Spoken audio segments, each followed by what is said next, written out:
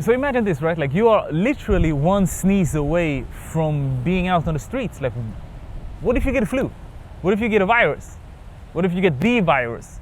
And you still only rely on, you need to go to a specific place to get paid.